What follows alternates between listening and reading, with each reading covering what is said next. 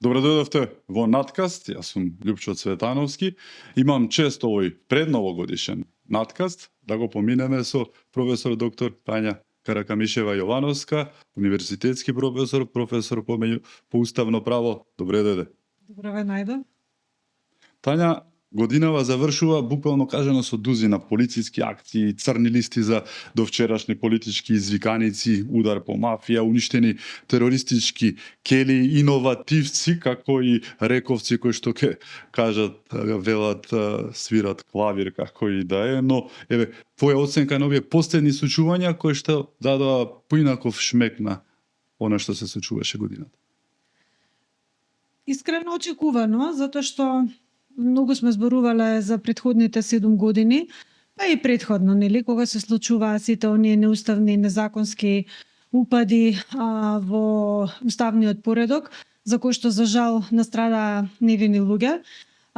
Рековме дека во Македонија мафијата почнува да има држава, нели секоја држава има своја мафија, но овој пат кај нас македонската мафија, односно она мултиетничка би рекла мафија си има своја држава и нормално беше дека од власта се очекуваше, од новата власт да удри токму тука прво, за да може да се расчистат многу работи потоа, бидејќи доколку имате заробена држава, мафијашка држава, држава во која што не владее уставот, законите, правото, држава во која што судството е заробено и во кое што имате целосно непочитување на владењето на правото, не можеме да очекуваме дека може да се направат било какви други позитивни промени. Значи, она што од каде што мораше да се почне е справувањето со организираниот криминал, со мафијата и се она што повлекува, нели, сите оние придружни действија кои што повлекуваат таква борба.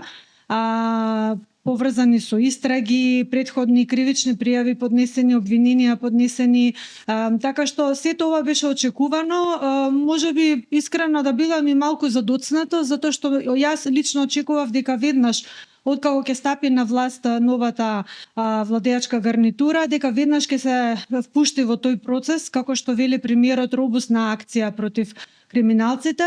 Веројатно дадоа одреден период да самото судство, јавното обвинителство да профункционира подобро од она што претходно видовме како функционира.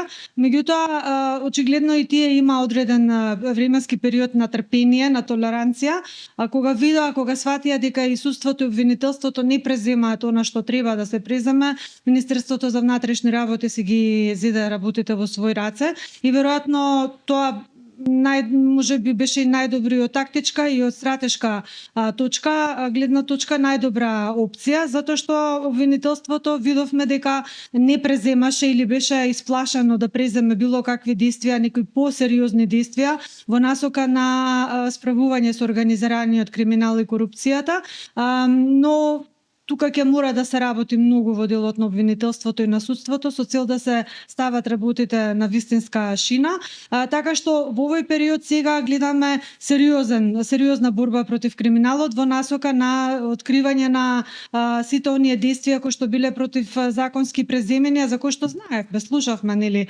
во изминатите периоди што се случувало и добро е што стартуваше владата можне решително, тука подпомогната би рекла и од стратешките партнери, да почне борбата, бидејќи ова не може да биде крајот, ова е секако почетокот, има уште многу што да се истражи, уште многу што да се стави под контрола, така што мислам дека сега посебно последниот месец работите се во позитивна насока, значи гледаме сериозни институционални чекори кои означуваат или ќе означуваат една битка, вистинска битка за справување со организираниот криминал и корупција и справување со сите оние незаконски действија кои што ги правеше претходната власт или поединци во претходната власт, со цел Македонија конечно да заличи на нормална држава. Прво мораме да заличиме на нормална држава за да потоа одиме на квалитетно решавање на другите суштински проблеми кои што ни стојат се уште на врат. И добро е што работата почна да се откочи и почна да се движи напред. Сите додека беше оваа власт опозиција имаше нели откриени бројни сознанија, индиции, но и докази дека голем број од луѓето кои што се од претходната власт биле вовлечени во разни криминални действија, но секако сега имаат и можност властите да сето тоа го процесуираат и за сето тоа да добие една судска разрешница.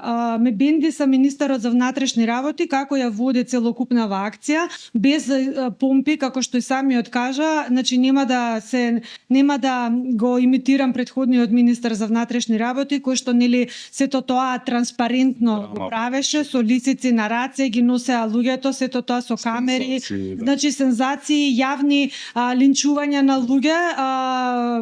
Министерот е исклучително добар правник, ги знае постапките, ги знае процедурите, ги знае правата на сите, нели, ја знае презумцијата на невиност, така што јас сум исклучително задоволна од неговото однесување, од неговото работење на терен и од се она што го превзема правнички, како сето тоа се презема, и мислам дека кога имаме добра истрага, кога има добра предистражна постапка, мора судството и обвинителството да си постапуваат на начин на кој што тоа ги доликува, затоа што во спротивност мислам дека ќе имаат сериозни реперкусии по нив, затоа што ако имаш собрано огромен број на докази кои што треба да ги разгледаш во судска постапка, а ти не ги правиш на објективен и на професионален начин, тогаш има разни основи за повлекување на санкции против судиите кои што тоа несовесно и неодговорно го прават. Така што сума сумарум мислам дека крајот на годината некако би рекла ја стави државата во еден организиран правен поредок како што наликува на една организирана правна држава, и дека сите овие процеси понатака ќе добијат уште поголема динамика во следната година.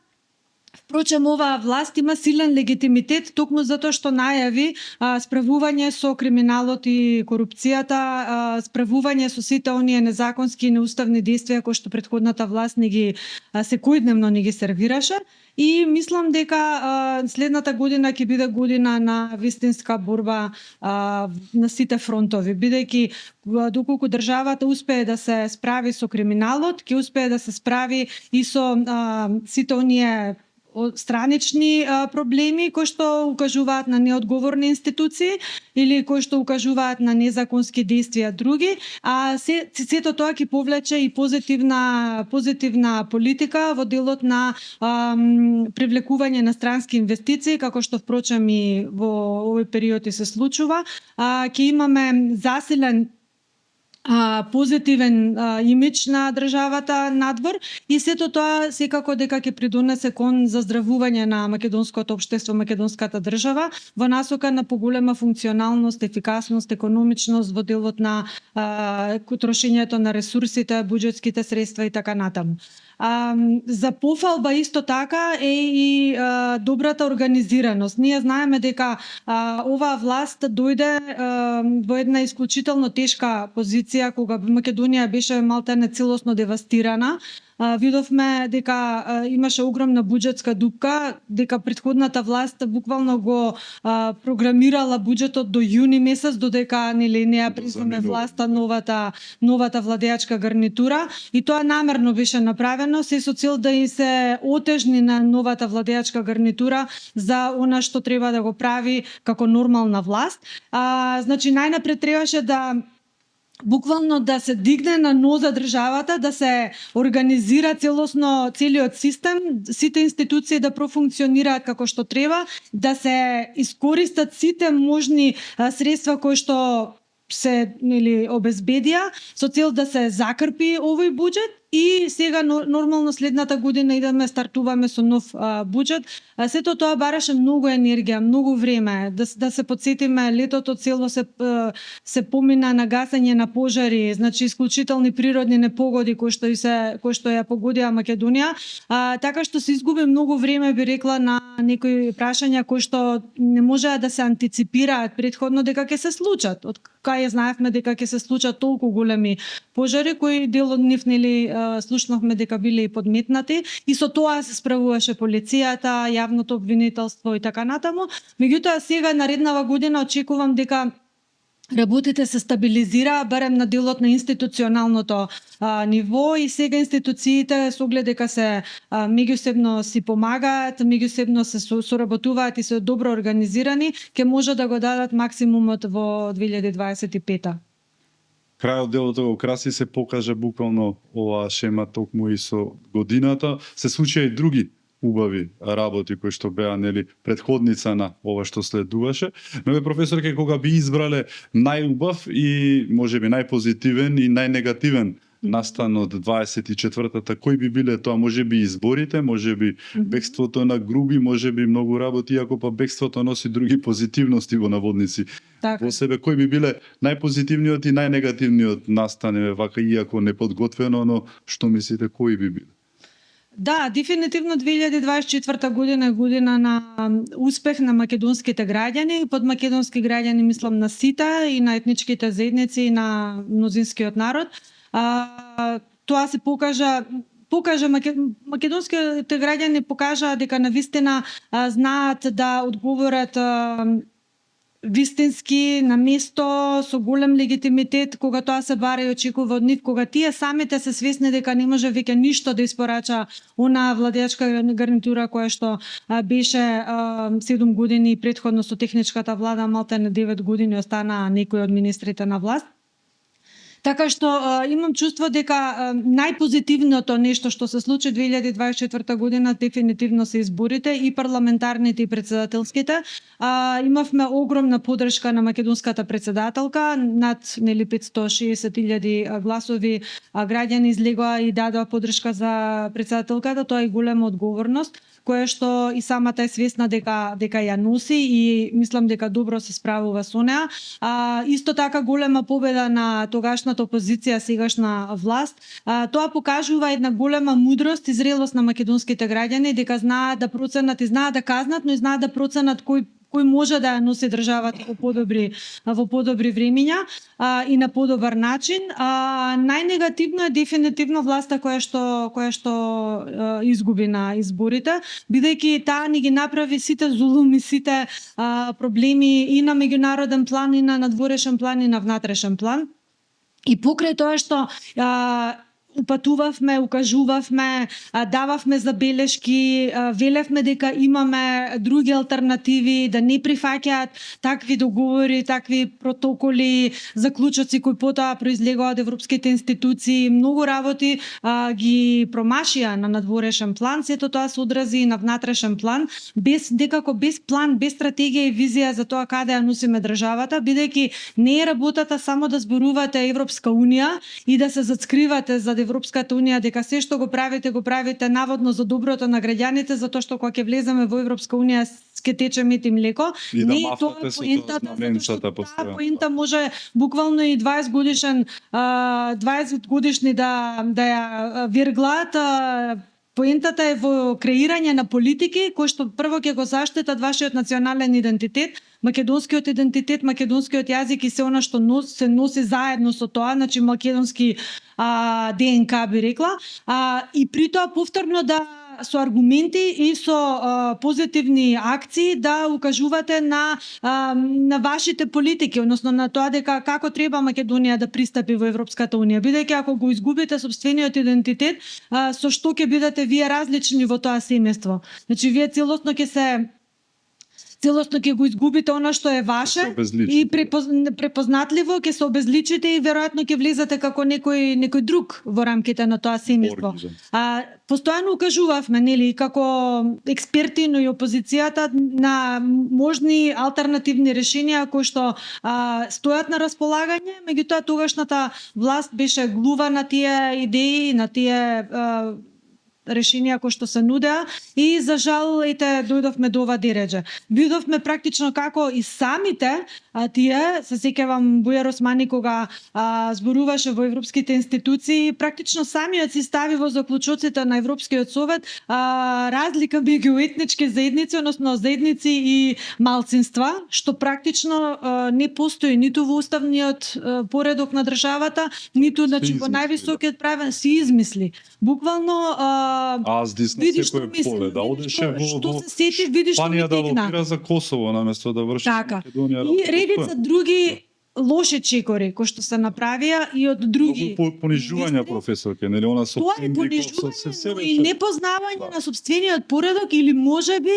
намерно креирање на некои нови решенја кои што треба да значат некоја нова можеби уставна рамка. Кој знае што му беше идејата.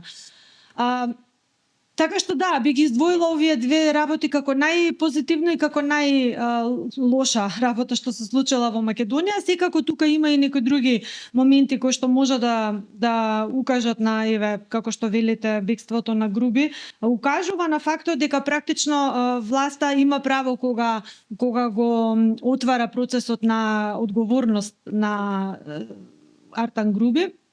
Добро е што Демократската унија за интеграција се оградува од Малку срамежливо, но да, се огради, требаше се многу огради. порано, па сватија дека губат гласови. Тоа се случи веднаш по анкетата на МКДМК, многу беше тоа симптоматично.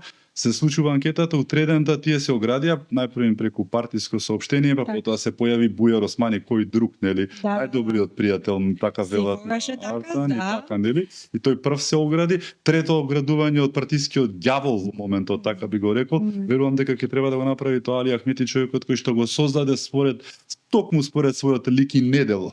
Така. Кажано гледам, синокот на Алија, така, да. Искрено да кажам, сите тие ликови кои што нели постојано веќе 20 години ја окупираа македонската политичка сцена, не може да не се еден со друг врзани. Так. Така што ако Груби избега и ако Груби треба да сноси одговорност, иста одговорност треба да сносат и сите други челници на ДУИ. Но и на без СДСМ да не се лаже. Секако, но така сега да бидејќи помине, сме на да. теренот на ДУИ, тука прво мислам дека треба да сносат одговорности Бујар Османи, Али Ахмети и сите други кои што беа високи функционери на ДУИ, но тука исто така пајташите кои што нели постојано беа заедно и кои креираа политики на сметка, односно против интересите на Македонија, дефинитивно и тие треба да бидат ставени на листата на одговорност, но еве не сум судија, ниту сум јавен обвинител, да ја оставиме работата да се ја завршат институциите на системот и кога сме кај институциите, навистина да, треба да им се даде време, но ја мислам дека време за чекање веќе нема, бидејќи секоја правда која што е задоцната е неправда. Значи мора правдата и правото да се тераат во тајминг кој што е утврден. Значи, ако има докази, ќе мора да се процесираат тие докази за сите оние кои што сториле бројни кривични дела, за кои што нели имавме одредени информации преку медиумите, но и некои работи кои што ги знаевме или ги дознававме и од други страни, и да едноставно се започне, што би рекла премиерот, една робусна акција против криминалот и против она невладење на право, бидејќи во спротивност не можеме да очекуваме дека Европската унија ќе покаже разбирање за нашите проблеми ако види дека ние не знаеме што е владење на право и ако види дека нашите институции немаат капацитет да се справат со сите оние проблеми кои што ги набројавме и кои што нели ги набројуваа и медиумите и сите други засегнати страни. Колку тука работа не заврши буквално кажано Америка, Соединетите Американски држави и онаа шлаканица, па може би многу повеќе од шлаканица која што следуваше како увертира на она што беше понатаму и со ДУИ и полициските акции, буквално давајќи одврзани раце и на Македонија и на полицијата и на обвинителството, особено и судот кој што беа постојано болнички ги болеше мешето, па ги снемуваше, па беа наболедувања, кои што потоа сватија дека мора да си ја сработат работата. Она приказка на Агер кога кажа дека не само што не е изненадена што Артан Груби се наоѓа на црната листа, туку е задоволна. Тука се мислам Не се кажа каже. се тотално и Со еден збор. беше работата карт бланш, правете до органите на редот, нели? Правете тоа што треба да се направи, а до оние другите кои што планираат протести, дестабилизации, најнаш ги снема од радарот и сватија дека не смеа да го прават. Колку оваа шлаканица со црните листи беше многу голема, огромна. Како би ја виделе вие, како би ја опишале? Да, поддршката од стратешкиот партнер е многу важна за секоја власт. Иако јас би рекла и малку задоцната, нели секојаш сум така со доза на резерва кога се работи за надворешна поддршка, бидејќи видовме па и во минатото многу ситуации кога никаде ги немаше стратешките партнери, а пред очи на сите се случуваа големи криминали и неправди. Така што мислам дека во овој случај сега реакцијата е и како откупување на она нереакција во времето кога требаше сериозно да се реагира. Ние во минатото имавме ситуации кога амбасадори држаа пресконференции пред влада. Да не се заборави тоа. Имавме ситуации кога стратешките партнери молчеа за бројни нерегуларности во избори, за бројни изборни манипулации, за бројни неуставни и незаконски работи околу назначување на претседател на собрание. И сите тие сценарии кои што ги видовме за балканските методи на Хан. Но факт е дека стратешките партнери мора да бидат блиску до тебе, затоа што Македонија веројатно се уште нема научено дека треба да се крепи сама со себе и дека треба сопствените институции да ги доведе до толку високо ниво да не се потребни никакви стратешки партнери. Но од друга страна, факт е дека надворешната политика бара соработка на земјата со други меѓународни организации, држави и така натаму. Ние не сме пуст остров. Македонија, за да може да функционира квалитетно, мора да гради добри односи со сите, посебно со стратешките партнери. Така што и покрај дозава на критика која што ја упатувам кон стратешкиот партнер и партнери, сепак на крајот увидоа дека сгрешија и ја поправаат грешката. Секој кој што работи има право да греши, но и има право на некој начин преку одредени действија кои што ги прави да се извини за тоа. Можеби нема да се извини директно, но со самиот факт дека посочува на криминалот и посочува и со прст и се е задоволна од тоа што криминалците веќе почнуваат да се обелоденуваат и тоа е некаков знак на доверба и тоа е некаков знак дека има вид на индиректно извинување од страна на американската конкретно амбасадорка или во име на Америка, така што тоа е за поздравување и добро е сега да се следат или заедно да се одвиваат процесите, бидејќи кога стратешкиот партнер е на твојата страна, тоа е еден показател дека имаш одврзани раце да го правиш тоа што треба да го правиш на законит начин. Не смее да се злоупотреби таа доверба, бидејќи работите мора да се одвиваат како што е by the book, односно како што е во правото утврдено и тука нема бегање. Ниту една страна, политичка страна не смее да забега надвор од правото, затоа што тоа може после тоа многу сериозно да го плати. Од тука и оваа власт многу паметни потези прави во насока на движење по правото и движење по она што представува процедура. Бидејќи надвор од процедурите видовме што се случува, ќе ни паѓаат пресуди пред Европскиот суд за човекови права, видовме со амнестираните, со помилуваните, почнуваат веќе да стигнуваат пресудите од Европскиот суд за човекови права. Видовме обвинителството веќе се произнесе за организаторите за 27 април дека не постои основ за обвинување, односно не постои основ за кривично дело. Така што се оно што е правено практично преку или над правото или изместувајќи ги правните норми создава одреден проблем во делувањето и во позиционирањето на правната држава.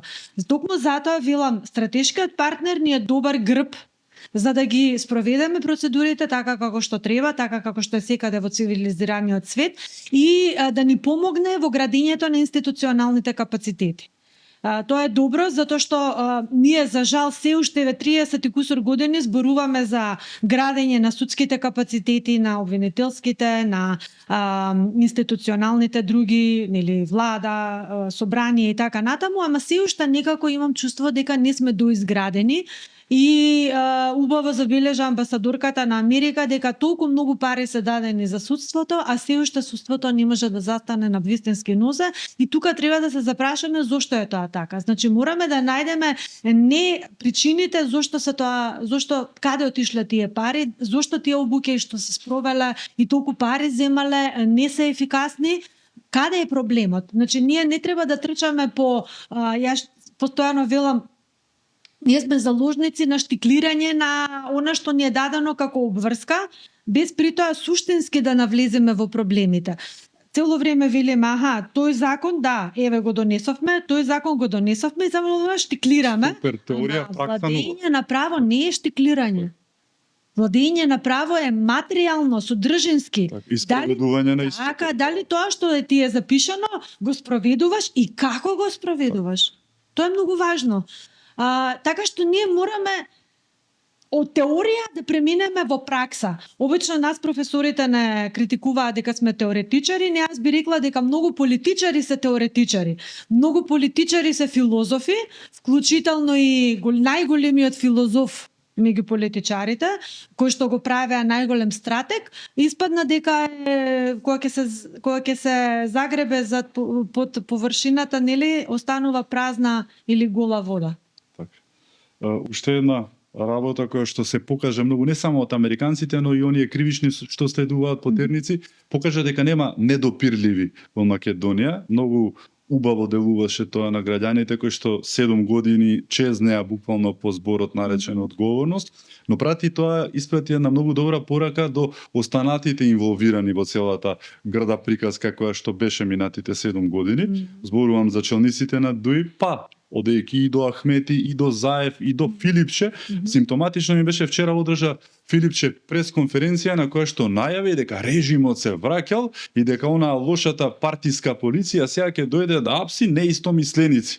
Тоа ми наликуваше на една превентива. Не апсете, аман, тука сме, ама добри ќе бидеме во превод, а тоа мислам дека делува и на него, имајќи предвид сите афери што ги има, но рибата смрди од главата.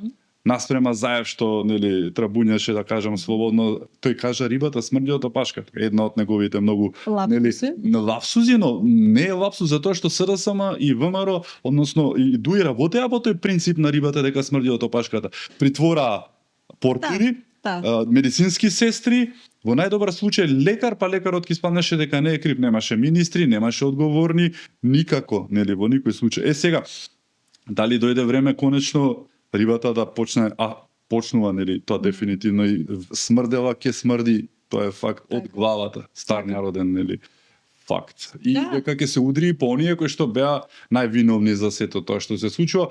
Артан Груби кажа дека е војник на Ахмети, дека не би направил ништо никогаш без негово одобрение. Тоа е факт. Точка. Филипче е наместен, знаеме од кого? Од Заев, да не се лажеме, исто како и Ковачевски. И сите тие работи што ги правеле СДСМ ги правеле без да знае оној од Муртино, мислам малку, нели, не оди приказката. Ке дојде ли ред и на нив, да речем? Мора да дојде. Да не преодицирам. Да, не сакам јас да преодицирам, пак ќе кажам, секој си има право да се брани, секој има право да се докажува својата вистина и својата правда, но факт е дека многу работи се симптоматични, многу работи се поврзани, многу работи се системски правени. И правени се во потесни кругови.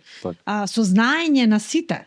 Политиката не може да ја води еден човек без другите да знаат. Значи, ако нешто се прави во тандем. Дали е трио, дали е квартет, дали е секстина, така секстет и така натаму, друго 20, но факт е дека не може еден човек да преземе одговорност за се.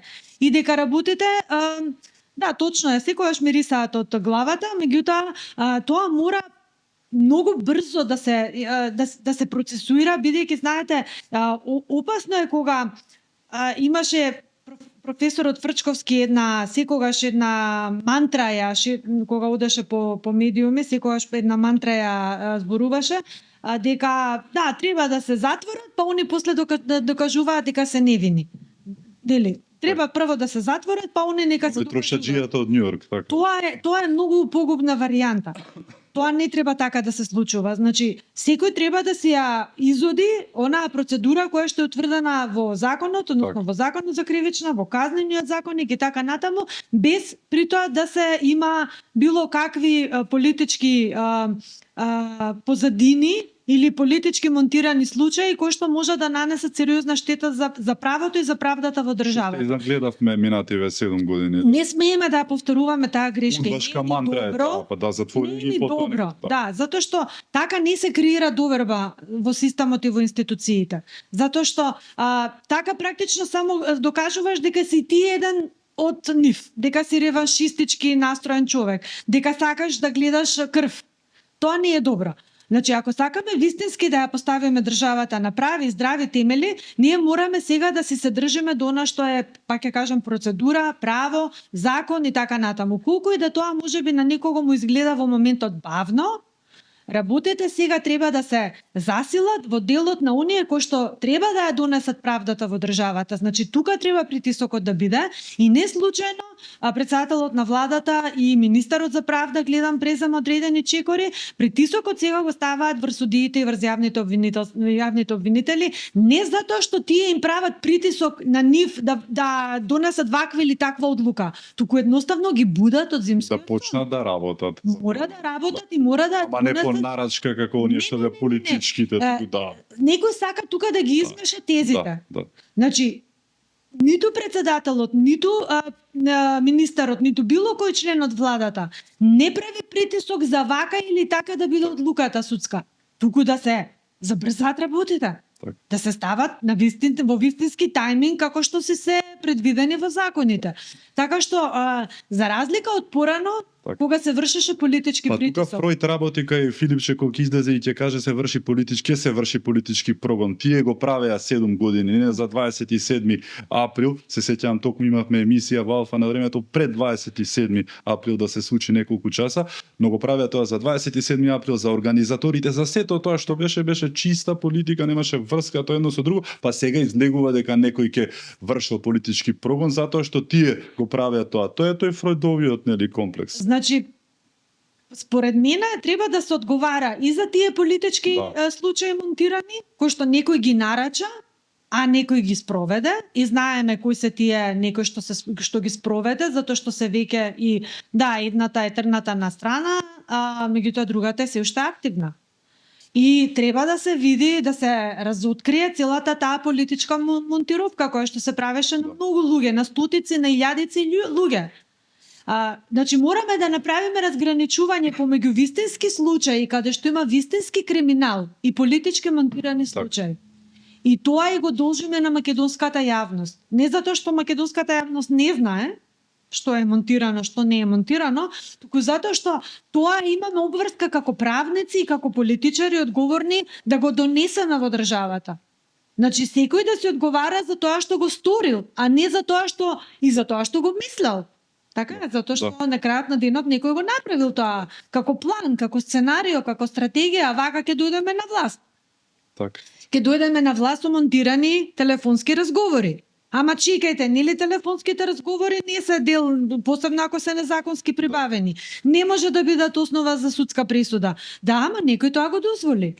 Значи, мора работите да се, јас би рекла да се вратат години и години наназад, затоа што не може за тоа да бидеме да останат луѓето некадни. Не сватија дека работите не одат така како што мислеа дека одат. Има сознанија кои луѓе се вклучени во постапката на креирање на незаконски преслушуваните материјали. И кои се луѓето кои што ги бирале тие, кои да одат, кои да не одат, кои се вака со месо, кои се без месо, кои може да бидат монтирани, кои не можат, за кои луѓе се таргетирани луѓе. Значи, тоа е цела една стратегија, како да се оцрнат луѓето. Најдобар пример ни е Гордана Јанкуловска, која што за жал беше најголемата жртва во целиот овој процес. И сега, ние ако сето тоа го ставиме по тепих и велиме чекај тај сега да се вратиме само на овие криминали кои што ни се најважни, нели? а тие ги заборавиме, тоа повторно е неправда. Така катарза не бива, да. Не бива. Значи, ние мораме да видиме паралелно да стојат случаите. Јас знам дека за тоа мора уште повеќе можеби суди, уште повеќе обвинители, нека се зајакнат капацитетите, толку пари се дадени за обуки, нека се дадат и за нови суди, за нови обвинители, за нови полицајци, кои што ќе можат работите на вистина да ги стават на вистински здрави основи. И секој мора да си го добие заслуженото. Значи не е важно дали си бил министар, дали си бил председател на влада, дали си бил председател на држава. Не, тие луѓе дополнително носат поголема политичка и кривична одговорност, затоа што знаат што правеле, не се боси тие, не се правни неуки. Знаеле што правеле, а го правеле. Народот вели кој на друг гроб му копа, во него паѓа. Секогаш паѓа. Светот кармата е кучка, велат. Секогаш. Внимавај што правиш. Не сватија толку години дека сето тоа што го правеа нема да помине така дека работите се менуваат, времињата се менуваат, кога си горе тој високо што лета па ниско паѓа. Народот е многу право секогаш она искуството. Кога не сватија, еве, Артан Груби беше најеклатантен пример за целата приказка. Толку високо Многу некој да чалам. летал во Да. целиот тој чалам, ароганција што прштеше од него и наеднаш сега Да. не знаат каде е и можеби и тој не знае каде е што се. Веројатно. Добар Веројатно. пример за оние што им следува она што треба да им следува. Не би рекла политички наивно, меѓутоа политички крајно неодговорно. Да. Значи тие луѓе ниту се наивни, ниту се незналици, значи не дека не знаат што правеле, многу добро Не знаат. може да се вадат. Не може. И не можат, затоа што политичка јавна функција не те пере од тоа дека ама не сум знаел јас, или не сум од тука, и не го знам системот. Тоа не те пере. Но сега работата е како да, пак ќе кажам, за доброто на сите, за доброто на државата, да работите се променат во една позитивна насока. И добро е што почна цела ова акција. Јас се надевам со истиот елан и со истата позитивна постапка ќе продолжи понатаму, за да се види дека има разлика меѓу политичките елити. Дека некој на вистина знае да работи и добро да си ја работи работата, а некој сакал да си ги злоупотреби своите позиции за некои лични интереси, да си ја наполни својата куќа, својот джеп, само својот имот да си го набилда и така натаму, и сето тоа мора да помине исто така ни за одредени процедури на конфискација, бидејќи ако нешто си стекнал незаконски, не може ти понатака да останеш собственик и да кажеш добре, ја ќе се повлечам од политиката, ама ова све да ми остане. Или ги Може. одам 3 години во затвор и ќе се вратам како милионер. Работи Така. треба да си се вратат од почеток, нели? Целата таа истражна постапка треба да си каже да видиме колку е несразмерно стекнат имот, колку имаме она што се нарекува диспропорционалност и сето тоа да си помене низ едни правни процедури кои што си има европски стандарди како тоа се прави. Уште една работа што се случи годинава, односно се начна, токму ти си еден од иницијаторите за неуставноста на законот за употреба на јазиците, популарно наречен закон за двојазичност, не бадијава, и тоа зборуваше многу и тогаш кога се носеше, зборувавме, но никој не реагираше, односно не допре до власта, знаеме зошто, беше тоа начин како СДСМ да остане на власт, им даваше сенаду и приказката токму со Артан Груби и со Ахмети што гледаме денеска некаква си разврска на целата приказка. Еве конечно во март ќе се одржи на подготвителна седница, како и да е, но годинава започна разгледувањето од Уставен суд на овој закон после толку години стоење во фиока, нели? Една надеж повторно дека судиите почнаа да ги вадат работите од фиока, што се однесува и на криминалното милие, корупцијата и сите тие работи кои што исто така треба да се отворат, но еве во Уставниот започна тоа, како гледаш на тоа и зошто еве после толку години не смееше да се донесе овој закон кој што беше меѓу другото негативно оценет од наетаблираната европска правна институција, Венецијанската комисија, ти беше дел исто така од неа. Венецијанската буквално го врати, не е добар законот, не го применувајте, тие замижа, замавтаа со тоа европското знаменце кој што беше најчесто како пиратско им изгледаше, бидејќи беше за правење белја, си го донесоа законот и еве законот е повторно таму каде што треба да биде. Зошто еве да се вратиме малку назад, зошто не смееше да се усвои воопшто овој закон во Македонија? Во мислењето на Венецијанска комисија има јасно лоцирано една многу важна реченица која што треба вака да ни одзвонува.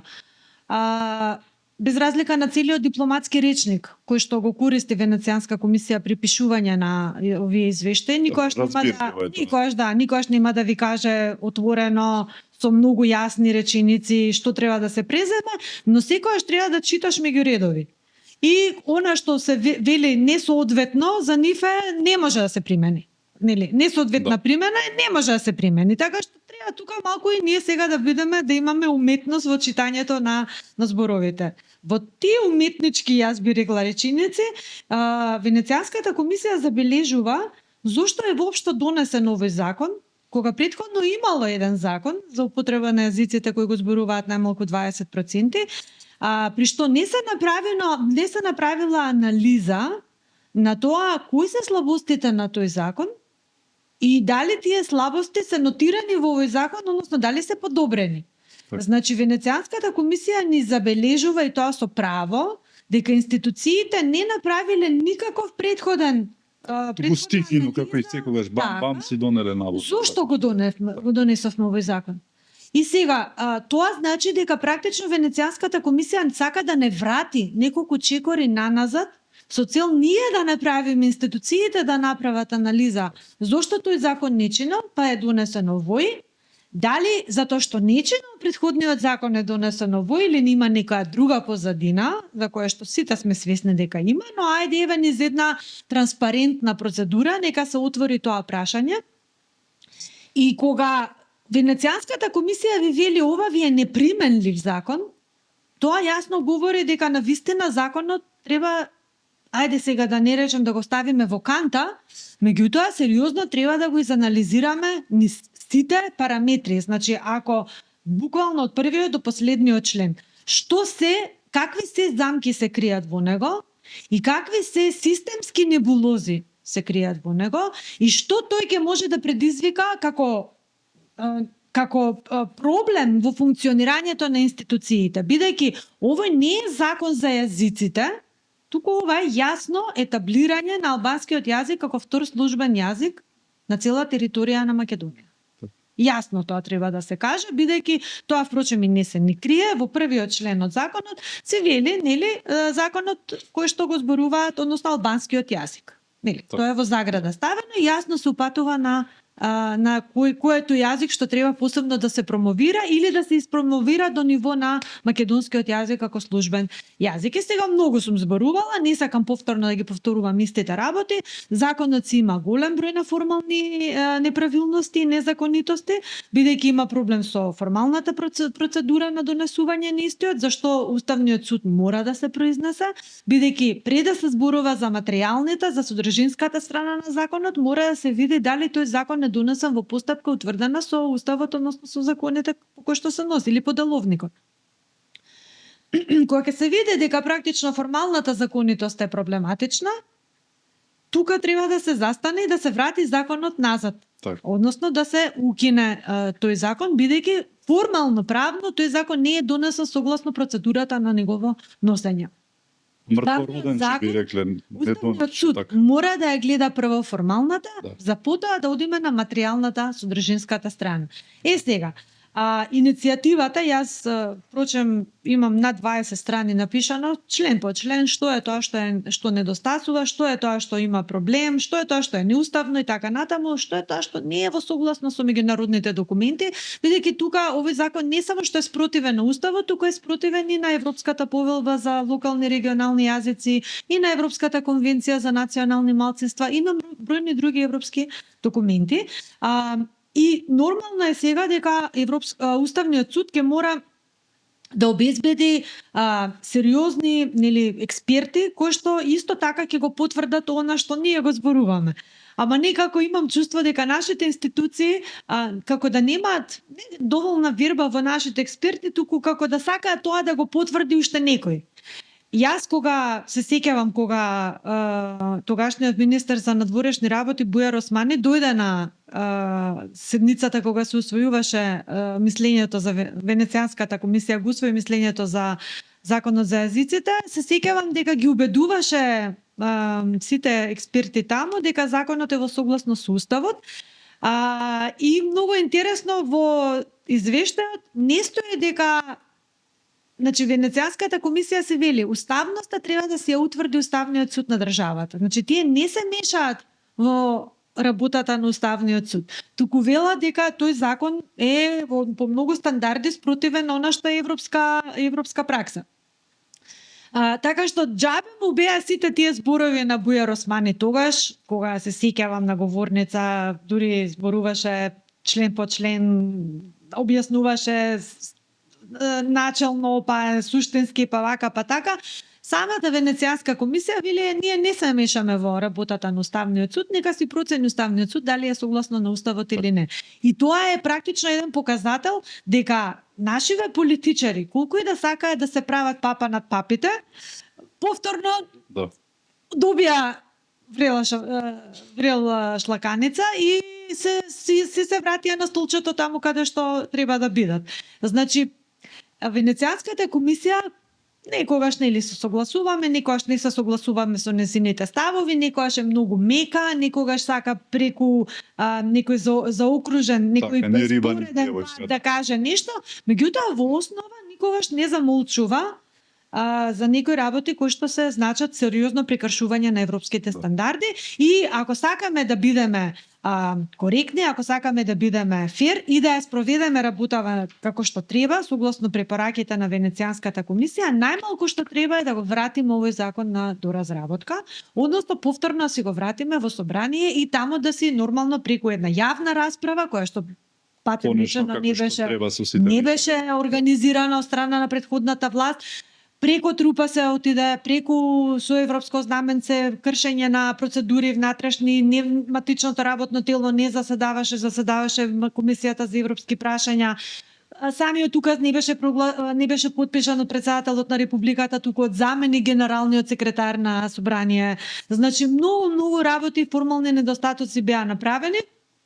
И сега за да можеме да го вратиме повторно тој закон назад, никој не го спори инаку попатно речено, никој не го спори правото на употреба и на комуникација на својот мајчин јазик.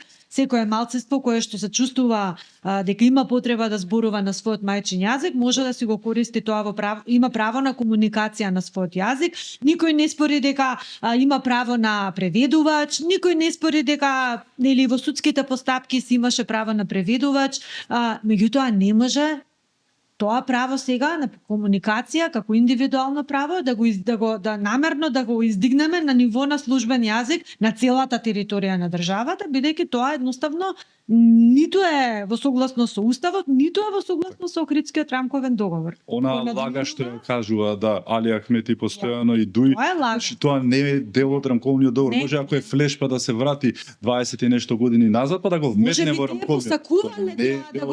Да го направат во рамковниот, ама тоа не пишува така. Значи сега дајте, ако сакате, нека да организираат дебата, ќе седнеме сите на маса и ќе видиме дали тоа навистина е содржина на Охридскиот договор. И покрај со сите мани недостатоци, Охридскиот рамков договор дел од нашиот устав е веќе во преамбулата е ставен и во амандманите е ставен, така што ајде да видиме што е тоа што беше предвидено во рамковниот договор. Значи не е тоа. Тоа што го вели и Артан Груби се сеќавам зборуваше, и Бујар Османи, не е така.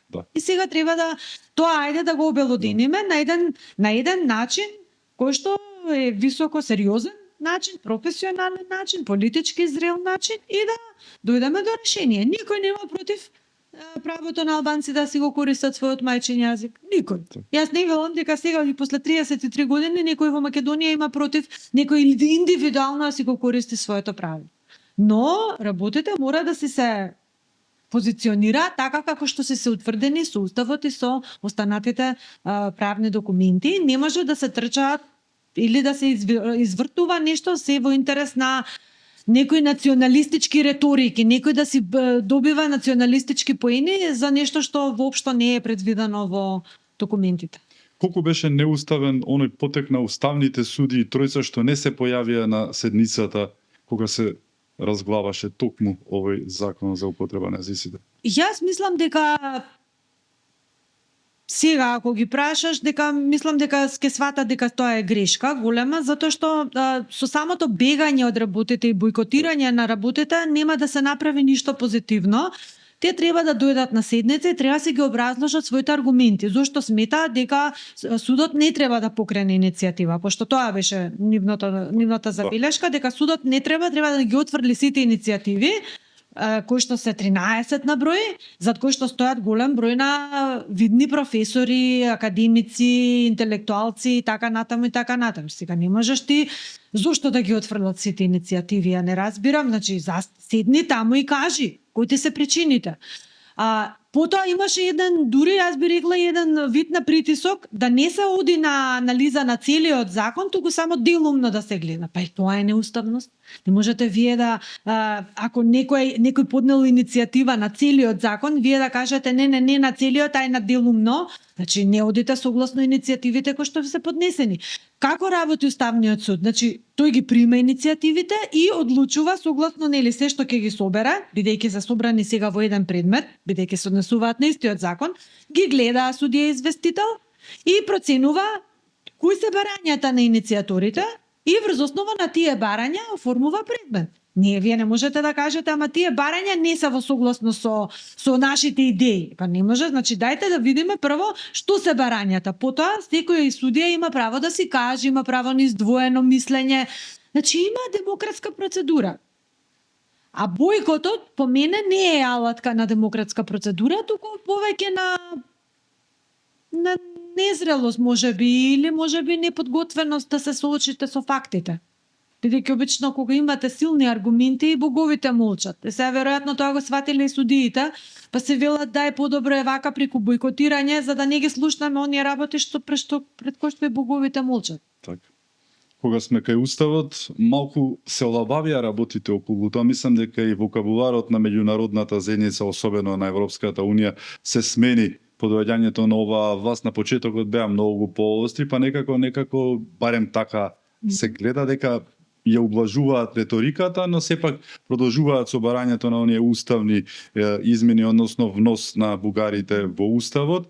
Еве зошто не ги прифаќаат условените, односно одложените уставни измени и дали тие се сепак па и единствено решение, имаме ли и друга опција да не го направиме тоа што го бараат насила и што го прифати некој со без всушност никаков легитимитет. Зборувам за владата на Ковачевски, нели Артан Груби, неговиот прв вице-премиер, кој што го прифатија тоа што не требаше и не смееше да го прифатат, а нам ни го наклапуваа потоа на нос, вие прифативте. Не, ние. Тие ако видите сега има 35, не 36 пратеника, еден им избега, така што со 35 пратеника и тогаш реално биле и изгласаа тоа што изгласаа, ако зборуваме нели за политичката силина тогаш нивна, бидејќи беа меѓу два избори изгубија на локалните како Грчка, за да потоа доживеат тотален апсолутен дебакл на оние што следуваат предвремените парламентарни. Истите тие потпишаа нешто што не треба, сватија европејаните, претпоставам дека не е баш така работата, но освен овие одложени уставни измени, имаме ли и друга некоја опција или пак тие се најдобрата во моментот?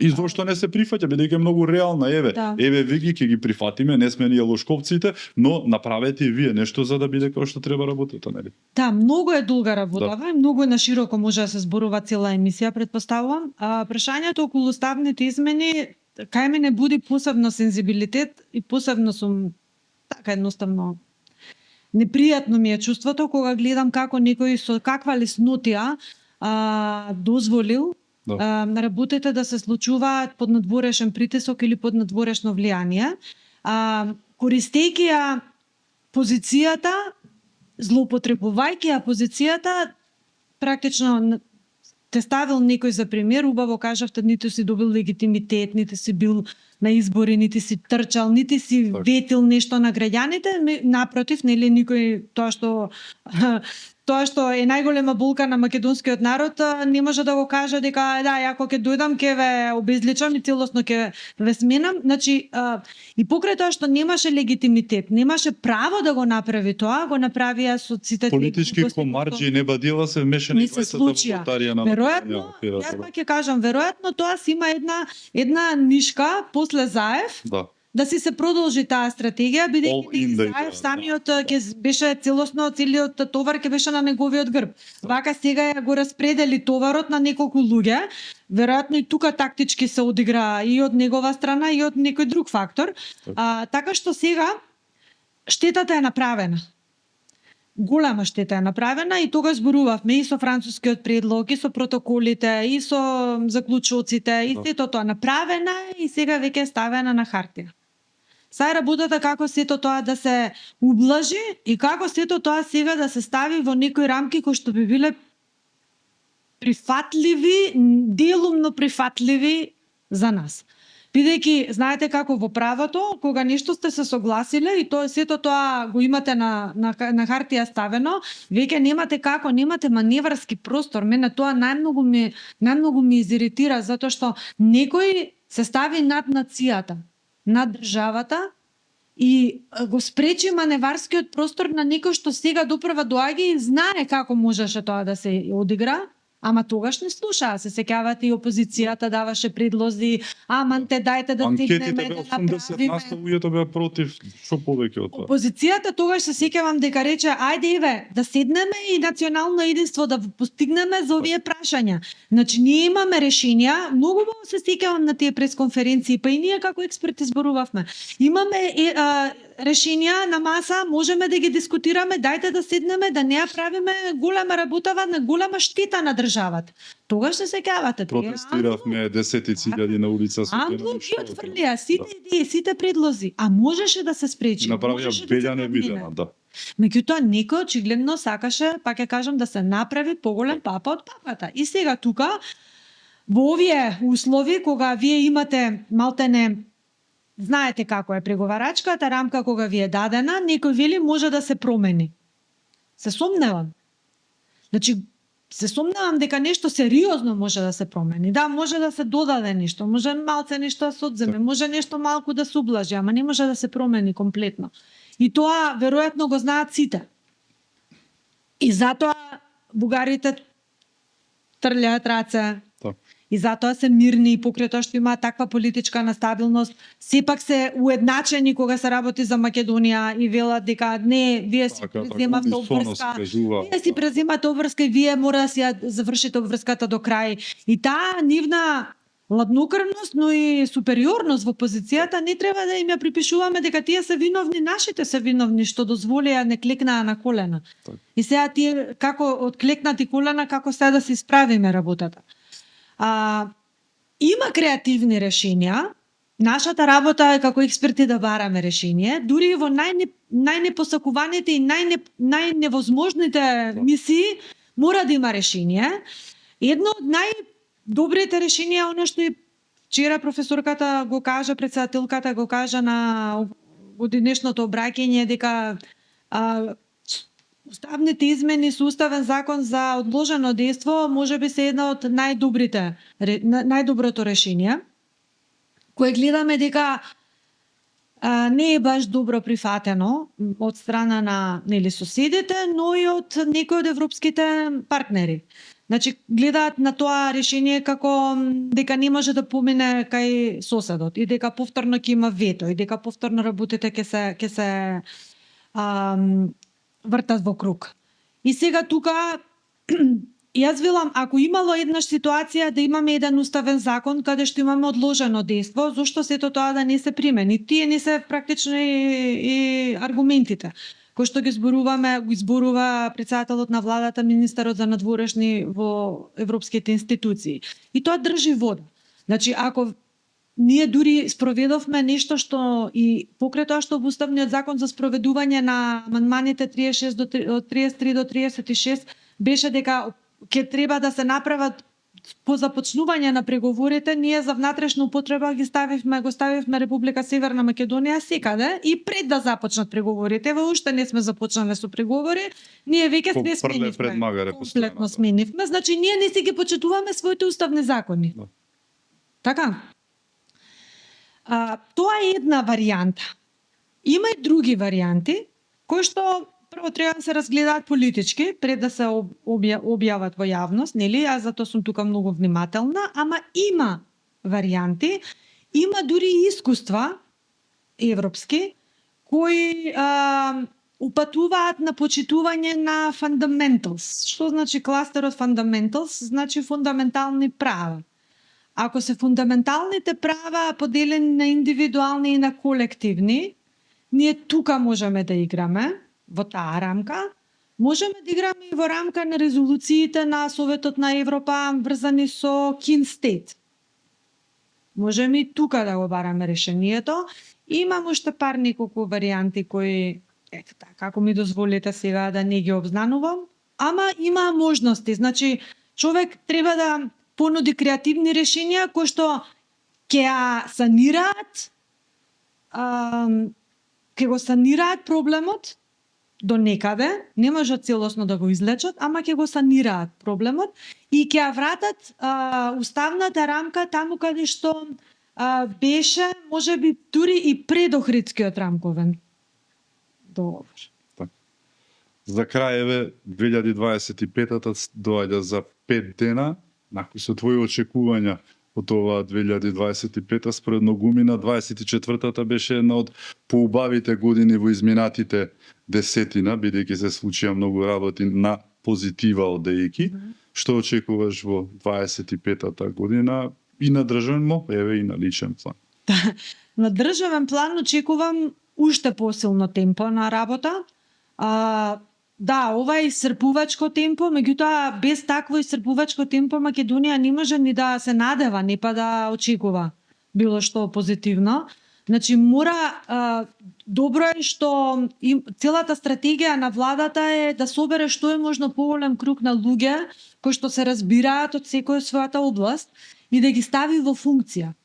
И тоа е многу добар процес, бидејќи сеопфатноста, стратешкото планирање на нештата значи вклучување на се што можеш да искористиш во државата и тоа е добар пристап. Сега нормално, нели, во секој од тие одења на сеопфатност може да најдеш и на расипана овошка која може да ти го расипе, нели, организмот, меѓутоа внимателност во тој сеопфатен процес. Очекувам да во 2025 година прво многу работи ќе се сменат на глобален план. Сето тоа ќе се одрази и на Балканот. Јас се надевам на позитивен начин, бидејќи американската политика и се она што се случува во рамките на Европската унија, веројатно ќе ги сменат воените виори, нели, ќе ги задржат веќе војната, ќе ги спречат војните начини на решавање на конфликти и ќе се вратат работите на диалог и на решавање по пат на, нели, зелени маси и така натаму. Значи мора компромис да се направи, мора диалог да биде предоминантен во однос на војната.